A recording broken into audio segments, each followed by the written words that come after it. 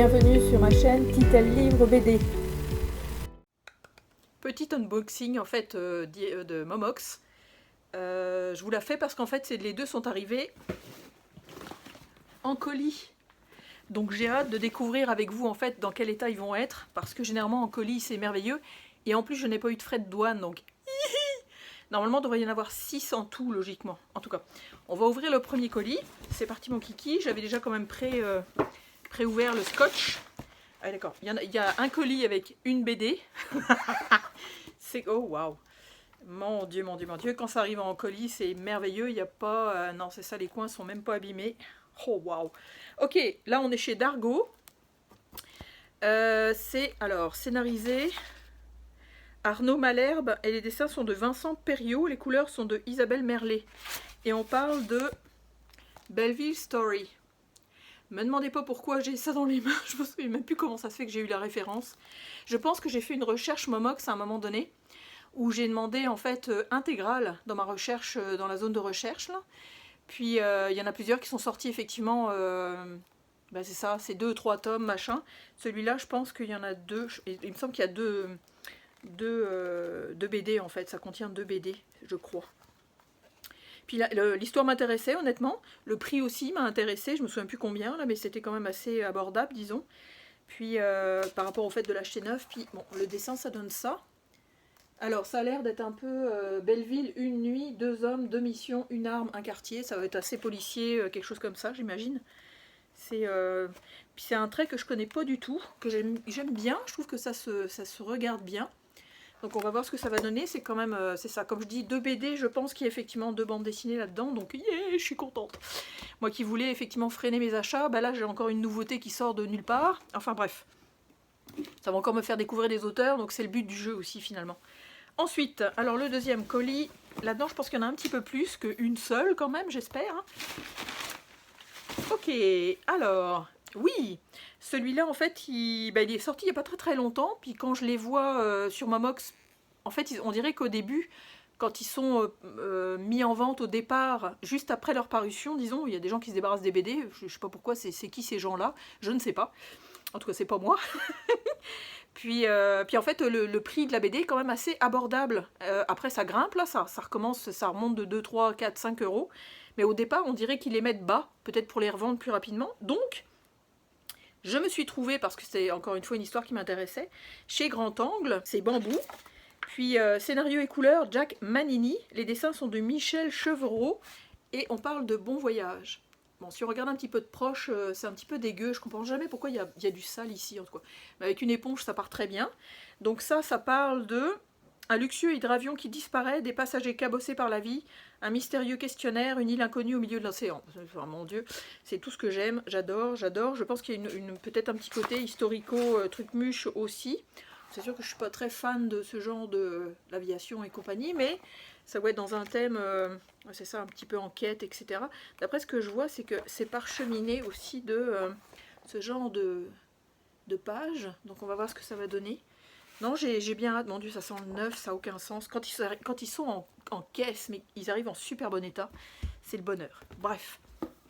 Ensuite, oui, ça c'est une BD sur laquelle je louchais encore une fois depuis un petit moment parce que j'ai le souvenir d'un film que j'avais vu, que j'avais beaucoup aimé. J'avais beaucoup aimé le thème en fait abordé. Puis c'est sûr que je suis pas très fan des dessins de Manuel Fior.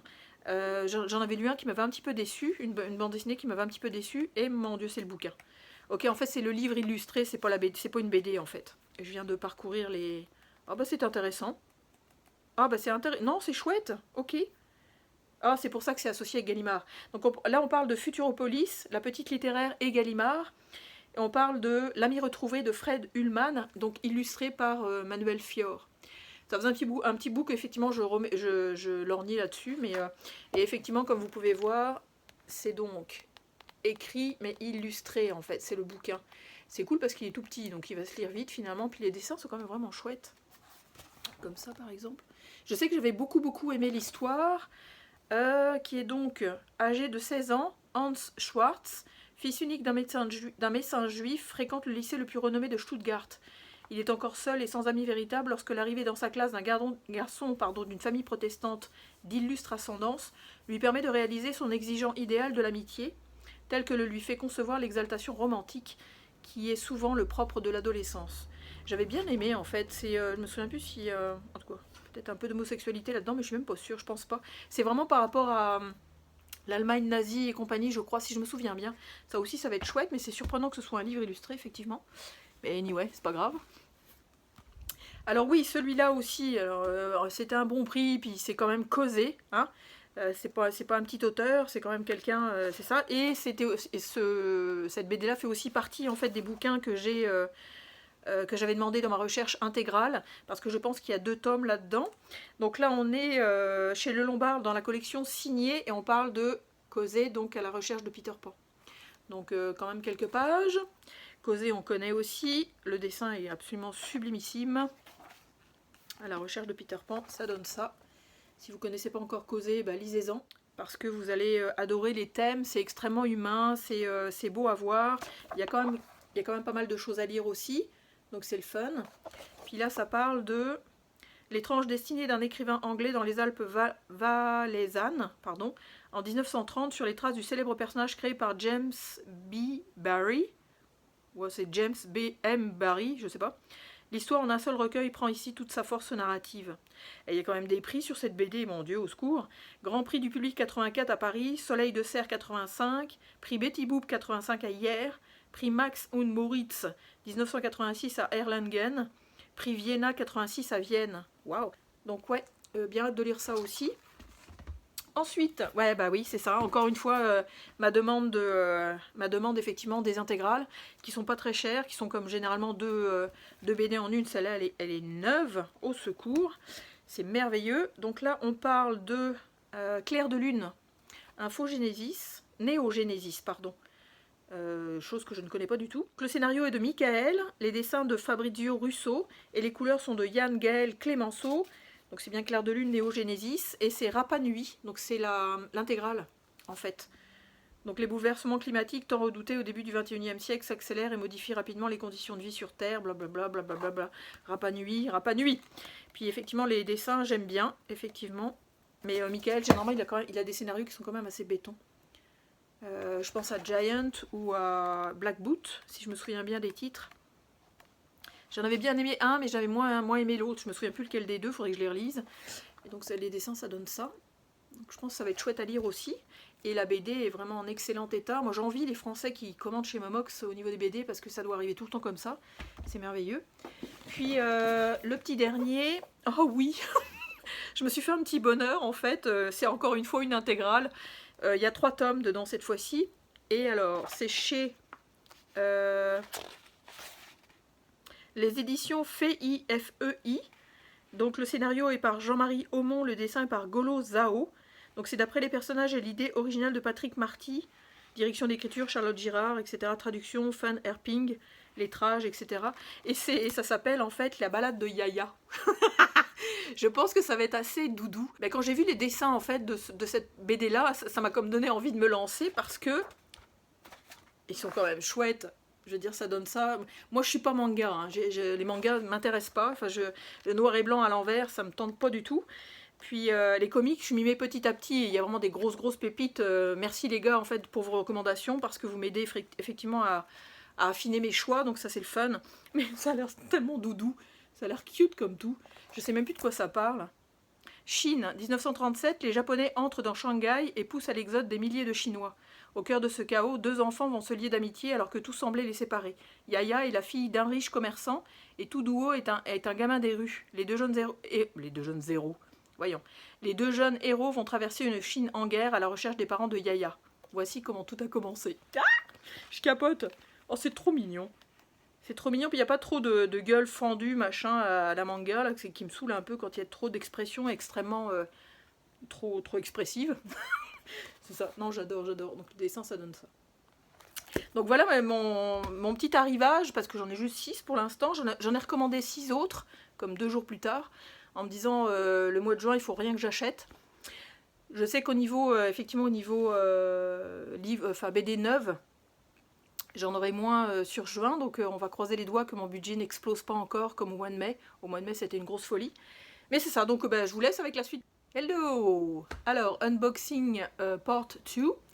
Donc c'est ça, parce que j'avais commandé en fait en début juin une première batch que vous avez vu juste avant. Puis j'ai commandé 2 jours plus tard une deuxième batch. Donc j'ai commandé 2 bouquins et 4 BD. Donc je viens d'aller récupérer ça à la poste, sans frais de douane. Et je suis sur le cul, encore une fois, dès que ça arrive dans les cartons, habituellement c'est comme automatique. Mais là c'est merveilleux, il n'y a pas eu de frais de douane, donc yahoo!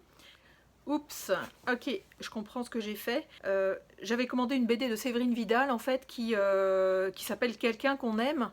Puis, c'est un livre. Parce que c'est édité chez Sarbacane, j'avais pas fait attention, en fait, puis probablement que de ma recherche Momox, c'était classé dans les BD. Donc c'est vraiment un roman, hein, comme vous pouvez voir. Je sais pas trop de quoi ça parle, j'espère que ça va pas être un peu trop gnangnan, mais on va voir. Par contre, il n'y a pas beaucoup de pages, là. Il y a 200 pages, ça va se lire super vite, donc on va voir ce que ça va donner finalement, mais ce n'est pas une BD.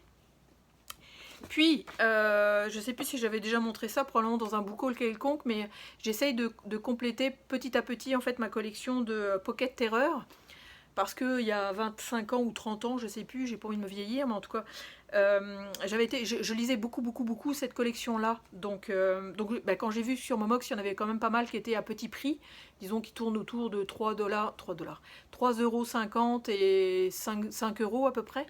Je me dis qu'autant en profiter. Donc là, j'ai pris en fait J.R. Bonansinga, donc Pire que le mal, donc celui-là. C'est des petits bouquins qui se lisent quand même assez rapidos. Puis j'ai pris un Pierre Pelot, qui a l'air d'être un Français. Oui, l'un des premiers auteurs français à écrire de la terreur. Cool. Peut-être falloir que j'en... Si j'aime bien, peut-être falloir que j'en... c'est écrit tout petit. Ouh là là. Ok, La nuit sur Terre, donc pour celui-là. Regardez, c'est écrit tout petit. C'est tout petit. Heureusement qu'il n'y a pas beaucoup de pages. Il y en a, il y en a 200 aussi. Donc ça c'est cool. C'est des petits bouquins que j'aime bien lire. C'est facile à mettre dans un sac puis à emmener avec soi. Alors du coup, donc sur 4 BD, il n'y en a plus que 3. Oui, j'ai acheté celui-là sur une recommandation en fait de la librairie 16, qui est donc la librairie parisienne. Vous devriez aller suivre effectivement leur chaîne YouTube parce qu'ils ont des recommandations vraiment sympas. Puis leurs petites vidéos sont vraiment chouettes comme tout. Donc là c'est chez Paquet, c'est scénarisé par Felipe Melo et le dessin est de Juan Cavia et c'est Balade pour Sophie. Donc là je pense qu'on va suivre en fait une jeune fille qui va aller interviewer en fait un monsieur qui à une époque avait fait de la musique. C'est ça, Crécy Lavalloise en 1933 et Crécy Lavalloise en 1997. Donc je pense que ça va être très très poignant, très beau, très... Puis j'adore les dessins. Les dessins sont super beaux, donc ça donne ça. Puis c'est une petite BD qui paye pas de mine, mais j'aime bien, il y a quand même pas mal de pages à lire, effectivement. Et c'est ça, donc je pense que ça va être très chouette. En plus, il y a des petits croquis à la fin. Il y a même de la musique. En tout cas, on va voir ce que ça va donner, mais je sais que la recommandation de Librairie 16 était vraiment, vraiment positive. C'était un de leurs coups de cœur. Donc ça donne ça. Ensuite, oui, je l'ai trouvé pour pas très très cher. En fait, ce qui est assez particulier, elle a un petit peu magané par contre, en tout cas. C'est scénarisé et édité par Edith. Et c'est moi, Edine Björnsson. Donc ça donne ça. Donc là, on parle de le pêcheur suédois au XVIIIe siècle, coureur de jupons et assassiné par un mari jaloux. Les dessins sont vraiment chouettes. Puis je pense que ça va être encore extrêmement humain et vraiment sympathique à suivre.